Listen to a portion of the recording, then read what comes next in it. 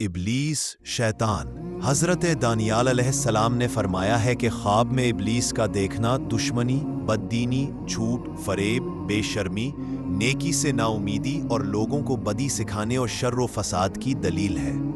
اگر خواب میں دیکھے کہ ابلیس کو لڑائی اور جنگ میں مغلوب کر لیا ہے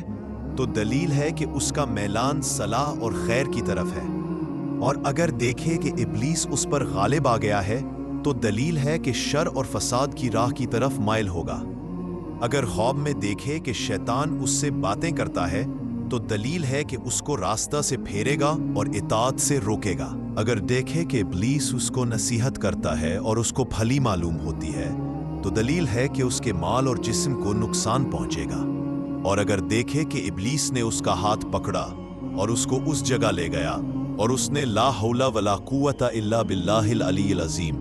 کوئی اور طاقت نہیں ہے سوائے خدا کے جو سب سے بلند اور قادر ہے، پڑھا تو دلیل ہے کہ کسی بڑے گناہ میں پڑے گا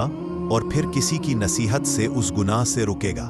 اور اگر دیکھے کہ اس نے ابلیس کی گردن میں توق ڈالا ہے تو دلیل ہے کہ اہل دین و صلاح کو خوشی پہنچے گی، اور اگر دیکھے کہ ابلیس ضعیف اور عاجز ہے تو دلیل ہے کہ مصلح عالموں اور نیک لوگوں کی طاقت ہوگی۔ حضرت کرمانی رحمت اللہ علیہ فرمایا ہے کہ اگر کوئی شخص خواب میں دیکھے کہ ابلیس کا مطیع ہو گیا ہے تو دلیل ہے کہ خواہش نفسانی میں مبتلا ہوگا،